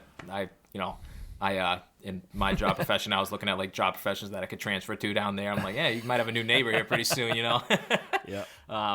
But you know, I was explaining to him how like when I saw that spike this morning, I said, guys, no word of lie, right hand of God, that spike I saw this morning was the first buck I have ever seen in my life where I have legitimately let a deer walk where I could have shot that deer. I have never in my however many years of hunting in Massachusetts let a deer walk where I had an ethical shot to put that deer down. Yeah. And they were like, "Are you serious? Like you've never let a deer walk?" I said, "Boy, come hunt up in Massachusetts, man." Just and you know, I told them, I said, hey, you guys can come up here, and you know, might be like 15 degrees in December. You guys can come up and sit in the stands. You might not see anything. You might not even see a squirrel. And they're like, yeah, we're all set. I'm like, you know, well, yeah. I don't know. Yeah, if I lived on a 2,000-acre farm where I could pull blue crabs in from the Atlantic Ocean and hunt 190-inch deer, man, it's crazy, man. Yeah, that does sound like paradise. It's unbelievable, man. It just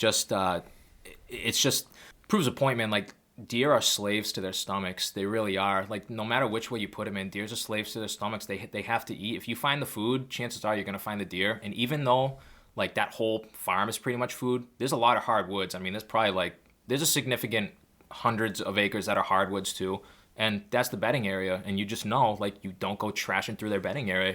That's their sanctuary, man. Like, stick to the food. They're gonna eat. Yep. You know what I mean? Yep. And, you know, another point in that aspect, I got a good hunting buddy up here in Massachusetts. He's very well off, and he's got acres upon acres upon acres, and he owns multiple farms, and he's got his own tractors, his own harrows, his own drillers, seeders, planters, everything, and he does the same thing. He does, you know, he does the winter bulbs, the sugar beets, he does the turnips, everything, and you know, even up here in Massachusetts, you know, I've been fortunate enough to hunt a couple of his farms a couple times, and like the deer you see on his farms, it's crazy. Like, and you know, sometimes you'll see like 10, 15 deer at a whack, like the 8-point buck I was telling you my old man killed. Yeah. That was at his farm, and that was probably like the 10th or 11th deer that we saw in that sit, which for Massachusetts, that's in my area, like zones 8, zone 7 border, like that's pretty damn good. Yeah, you know what I mean? That's really good. It's really, really good. I saw 10 in one sit here, and that was my best day. And Yep. you know, there's this zone. There's definitely more deer. Yeah. Than where you're at.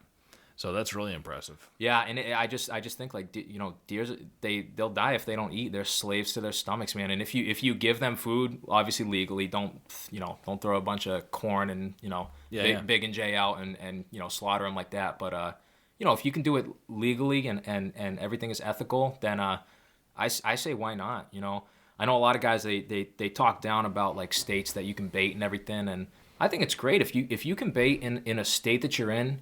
And it calms your nerves, and you can sit there and you can breathe, and you can say, all right, settle your pin. This deer ain't going anywhere, and it helps you make that ethical shot where the deer runs 20 yards and tips over. Again, dude, it's like if you're doing if you're playing by the rules and whatever the rules may be in whatever area you're hunting, play by the rules. No, I'm not gonna pass judgment on you for playing by the rules. No, you shouldn't, man. You really shouldn't, man. And it's just. Man, what a world of difference. All right, let's go from that. Let's go from, Maryland hunting in Paradise to how'd you go California ram hunting? So when I was in California with my buddy that owns a farm in Maryland, when I was down in there, we were at Camp Pendleton, and once we started to get we're like, oh, like both hunters, blah blah blah, whatever. There was an archery range on base. I had my old man ship me out my Hoyt to California. He had his old man ship him out his Matthews, and we started shooting and.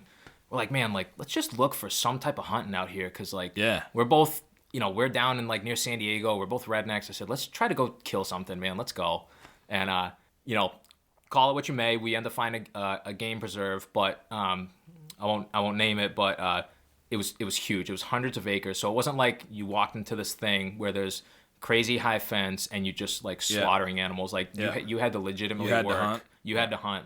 You had to glass. You had to hunt. So we got to this preserve, and they had you could either hunt they had a bunch of different boars, or they had rams and stuff like that. And were they all natural animals, or are they?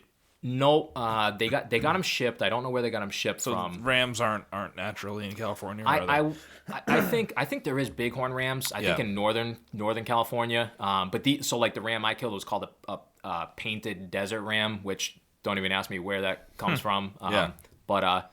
Yeah, man. I mean, this place, legitimately, you couldn't, and we were doing it with bows, right? So you can't walk in there and you ain't gonna slaughter everything that's right in front of you. You had to work for it. Yep. I mean, it took us probably 5-6 hours to get on the animals before we even really started to stalk them and everything. And by the time we got into a position where we were in position to shoot, it had been 5.5, 6 probably so hours you were over. Spot and stalking with a bow too. So even if even if it wasn't a gigantic one, it still takes skill. And man, we had a great time. We ended up getting within, I think it was 40, 45 yards, and we both ended up shooting. I shot first. I actually missed my first shot. The ram took off, did a U-turn, came back, slammed them the second time. My buddy's ram ran down the hill, stopped, and was like, "Man, what the hell was that?" And he ended up whacking them. And man, it was just a fun time, man. And so call it what you may. How'd that taste? Awful, to be honest with you. Yeah, not very good. The guys had told us when they were quartering it up, they're like, hey man, just so you know, don't put it on the grill, don't put it on the stove. You have to put it in a crock pot and slow cook it, because it's it's so muscle bound. They were stocky animals, and if you shot the ram in the shoulder, it's hitting a concrete wall. Wow. They're gonna, and so what do we do? Of course, we're screw it, we'll grill them. And we got all our buddies from our unit out in the Marine Corps, and we're all chewing on these ram back straps that's chewing on a hockey puck. They're like, oh man, this sucks. I'm like, yeah, we probably should have put it in a slow cooker or something, So I learned our lesson, but it was fun, man. It was a good time.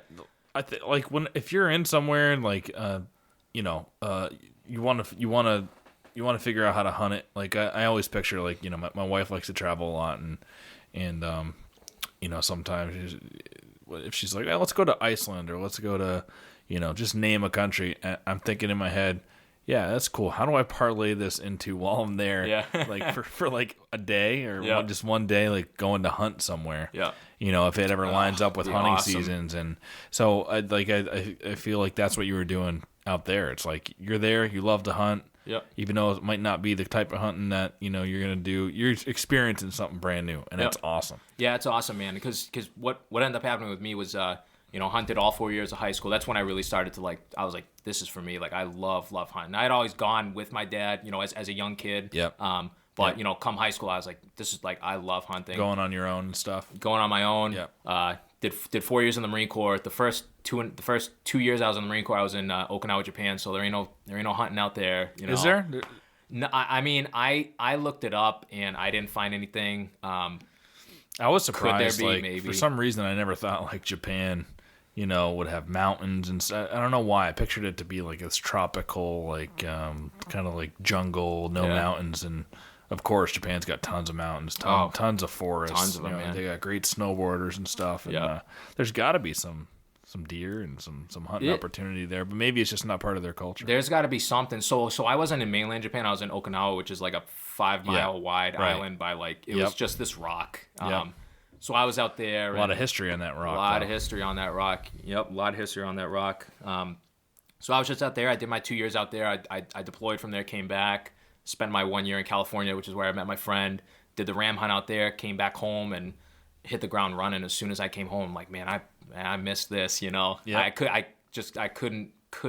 not wait to get back, man. And I hit the ground running. I learned something. You learn something every day, and listen to your podcast, and sometimes I'll just scroll around YouTube. You watch some of these professional hunters. You can learn stuff from them too, even though it's a complete different demographic. Yeah.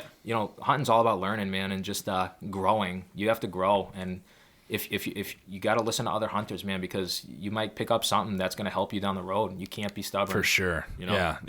I love listening to podcasts, and same thing. And everybody who's listening to this, I'm sure, goes in YouTube rabbit holes, and you can find yourself 6 hours later, wow, I just just watched all this awesome hunting videos and learned so much. And yeah, man, it's you've got a lot of big bucks in your future, man. No, you do. You're passionate about it. I can tell, and you're a great person, and you've got good head in your shoulders and ethical, and you're gonna be a really good hunter. And I'm sure you are a really good hunter already, but I mean, you've got a great future, man. Yeah, thanks, man. No, hopefully that's the plan. I ain't ever giving it up, and I choose to work the midnight to 8 shift so I can hunt as much as humanly possible. So people are like, why you do that? I'm like, well, if you had the sickness I have, then you get it.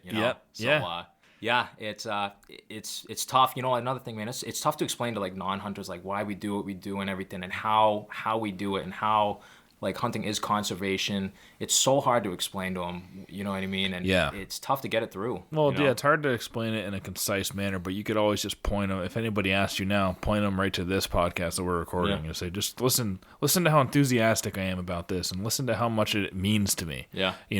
These long form things, you really, you can't tell somebody in an elevator pitch what hunting means, and why they should hunt, or why they should accept that you're a hunter and all that stuff. It's really hard in short periods of time. Yeah.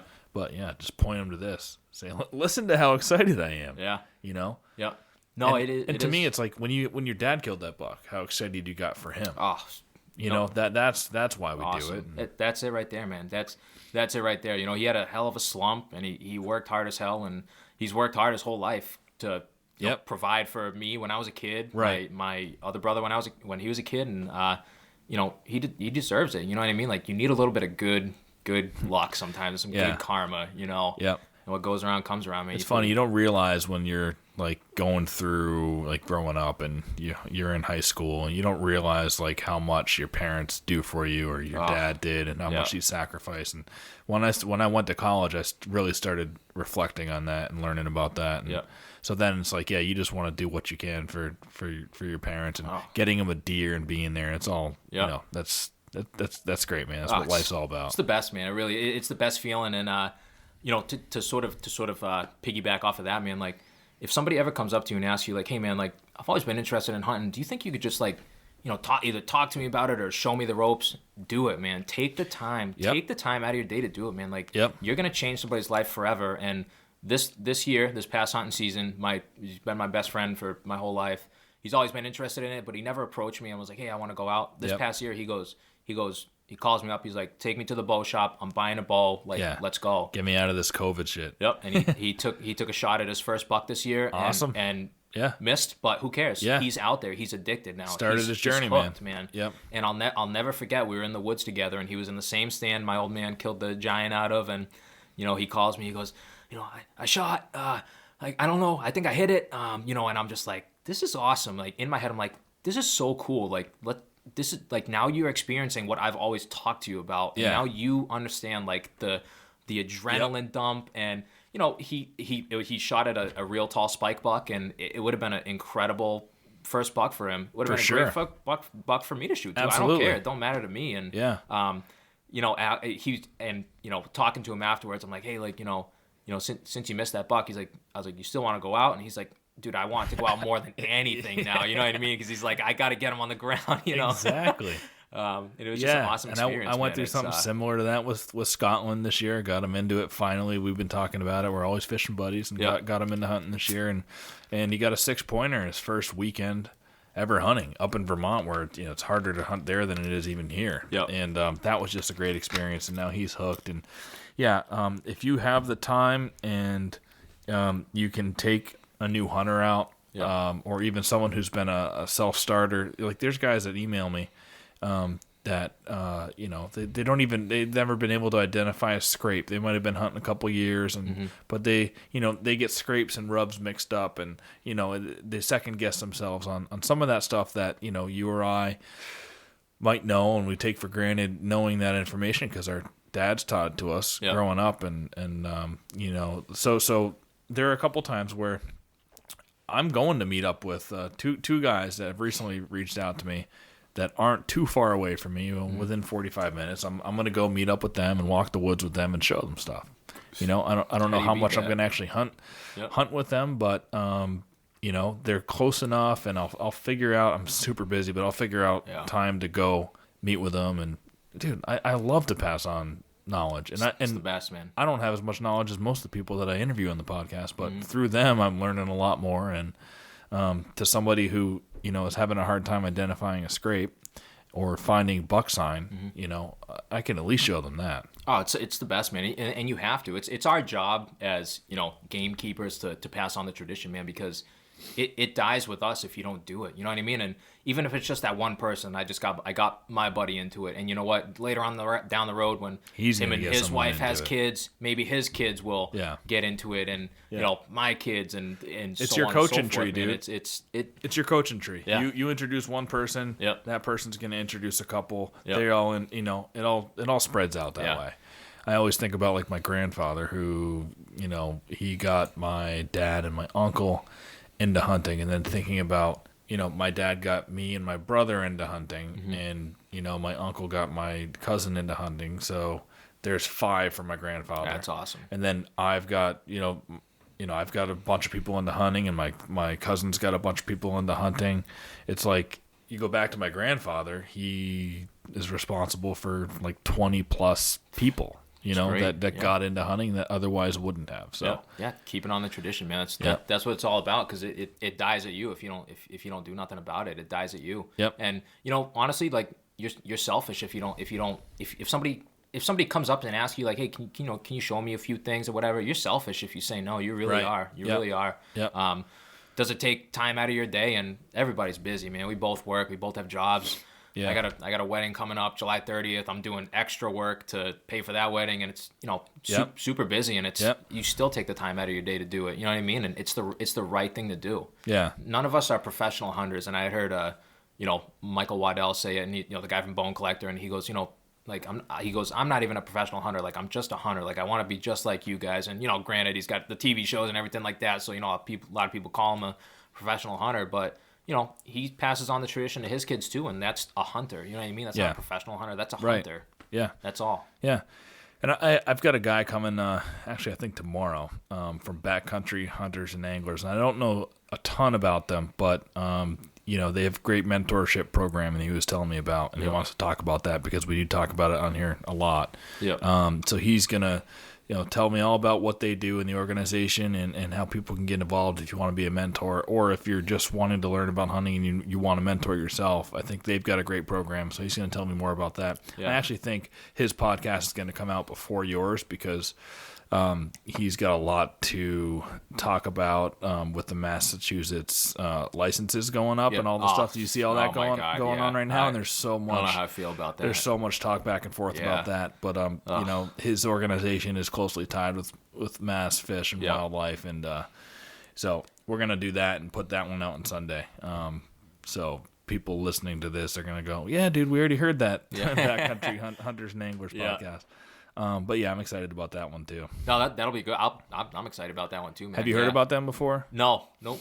Yeah, they're a big organization that represents like hunters. So if you think about like the NBA or something, you've got they've got the Players Association, that lobbies against like the coaches and the owners, and they hold power, against the other folks who hold power, right? So they're a good balance that's going to be able to represent hunters' interests as one big group, and lobby for things and help conserve the land and pass down. Their entire thing is conservation, right?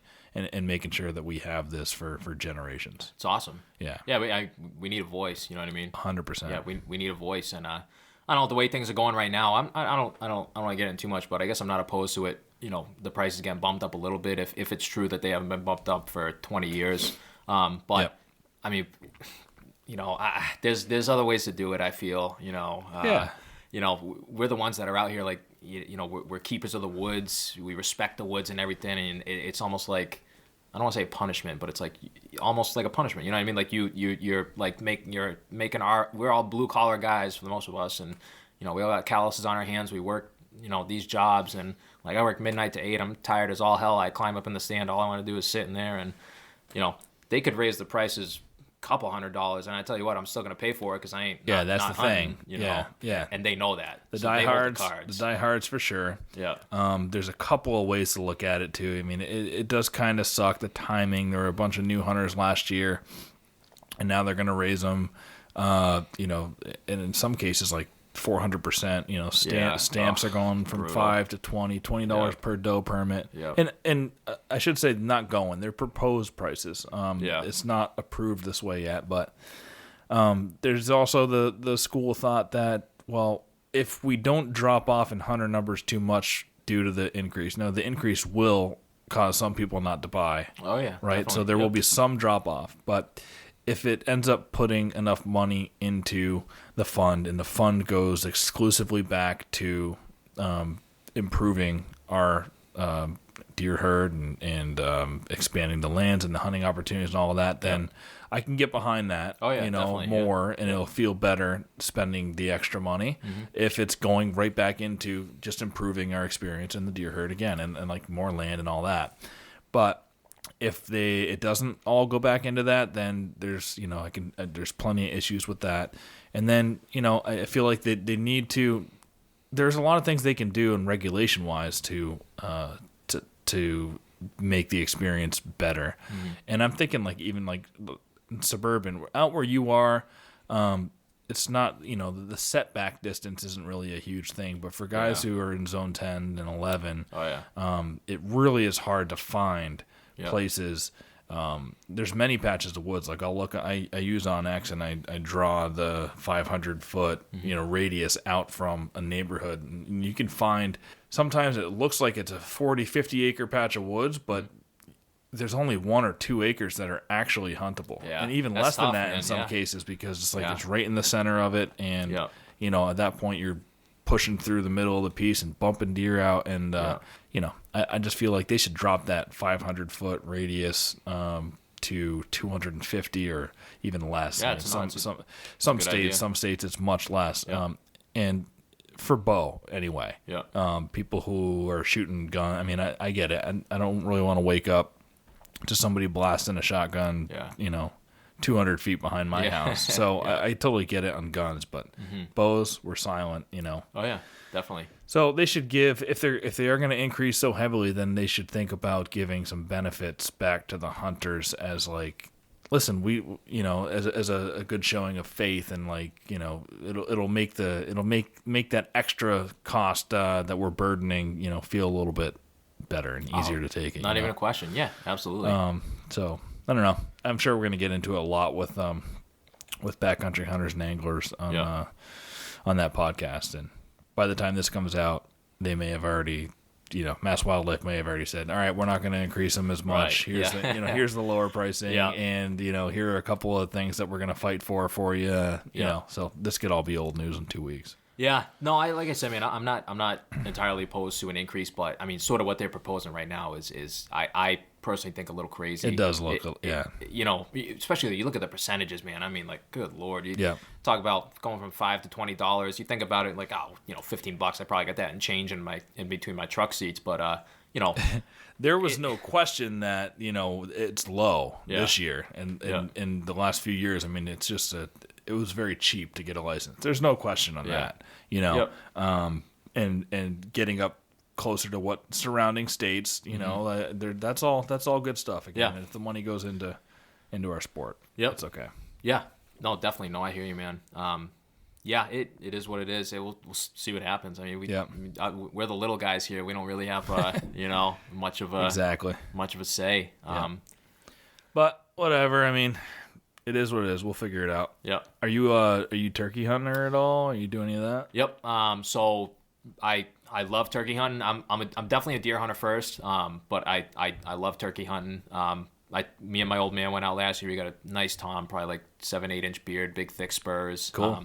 I went up to Maine. So good thing about the Marine Corps is you meet guys from all walks of life, right? Oh yeah. Everywhere, bro. So One of my best friends is actually going to be a groomsman in my wedding. I met him when I was in Fort Leonard Wood, Missouri. I was at truck driving school for the Marine Corps, and kept in touch this whole time. He's from Bangor, Maine, but he just moved to Knox, Maine. It's a little bit further south, but like in the middle of nowhere. And so he is literally, I would put him up against anybody world class like turkey caller. This guy is, there's no words for it. This guy is top notch. I mean, when we were up there doing like roosting and stuff, like owl hooting, if you close your eyes, you're like, yeah, that's an owl. Like there's no disparities between his calling. Yeah. It's impressive. And wow. Not to get too much off on a tangent, but the kid slays some huge turkeys. And up in Maine, like that's a feat.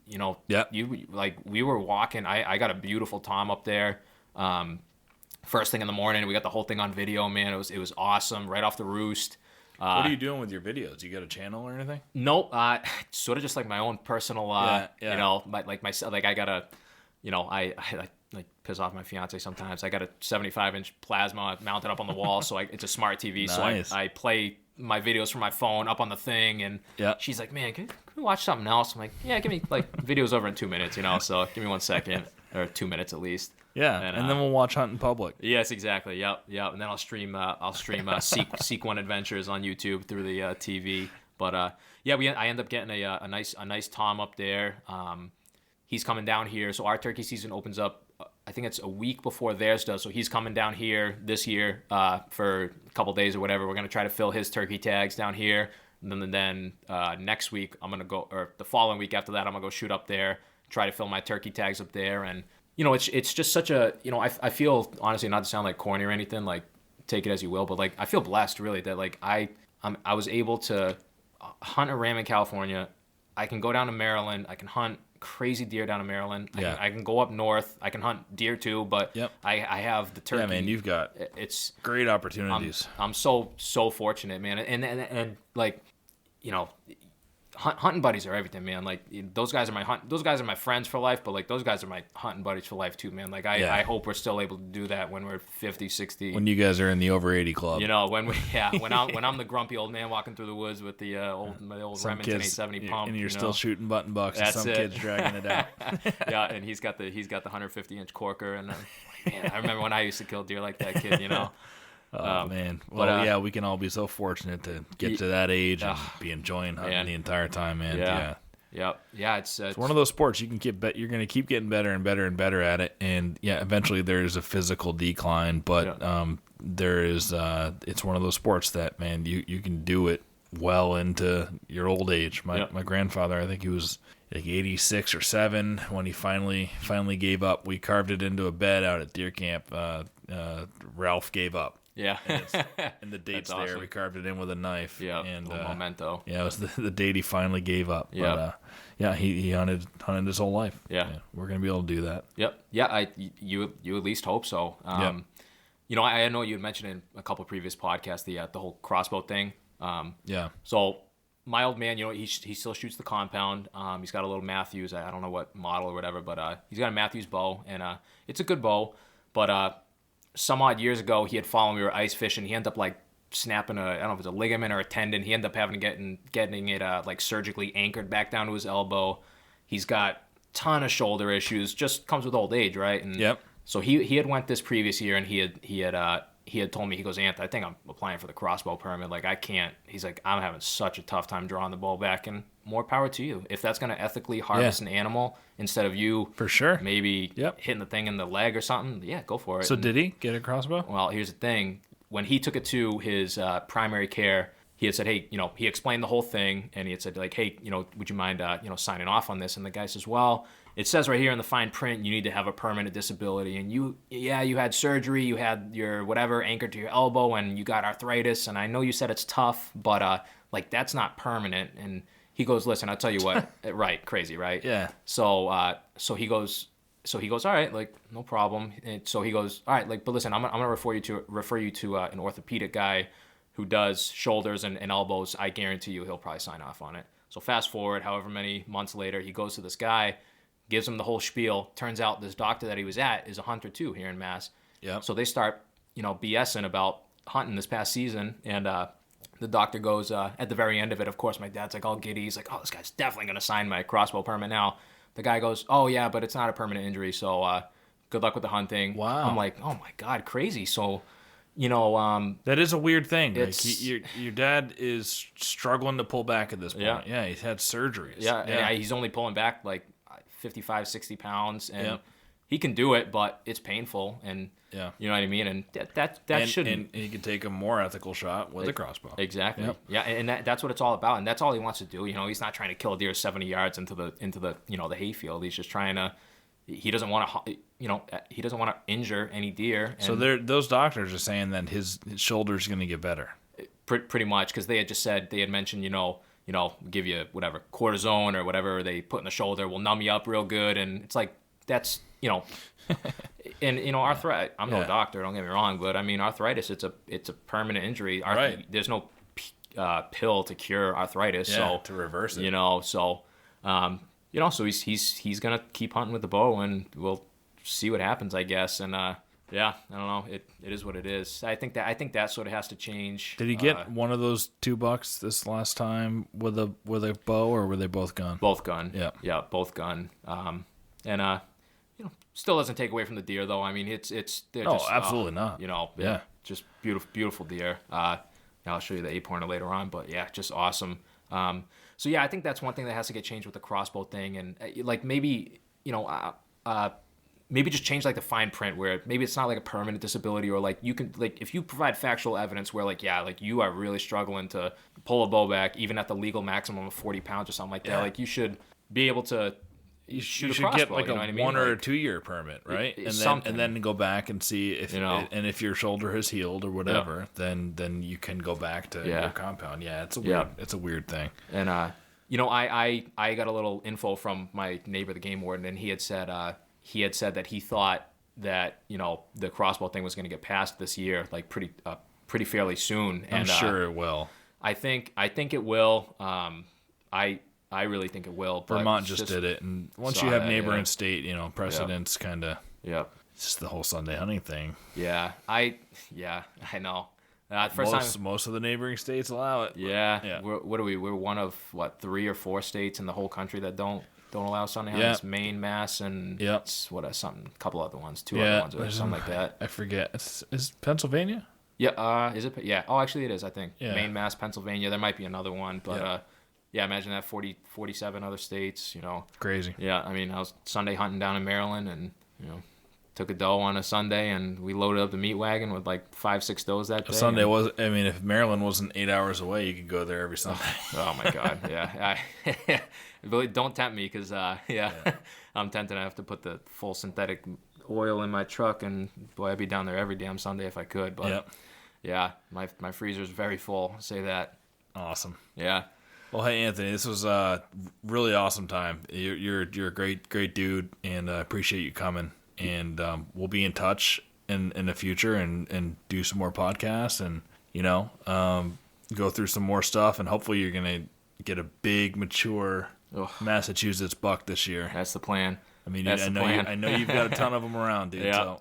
Yeah, that's the plan, man. It's just getting them within 30 yards and slinging an arrow, right through them, and that's the challenging part, man. That's what we love. Yeah, and, I appreciate you having me on the podcast, man. That's why I want to reach out to you, man. It's awesome, and I'm appreciative. Yeah, man. I love when people reach out, and if you got some awesome stories and something to share with people and the willingness to share, that's all we want, man. So yeah, you're a great guest, and I appreciate it. Awesome, man. Well, thank you. I appreciate it. Thank you. Yep.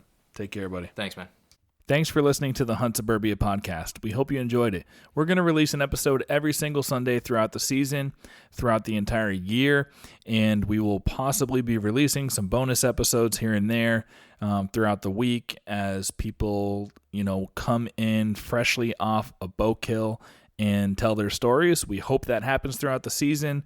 There might be weeks where you get 2 or 3 bonus episodes. You might not get one for a couple of weeks, but there will be some bonus episodes. But you can count on us every single Sunday to have a new interview on throughout the season. Once again, thank you so much for listening, and we'll see you next week.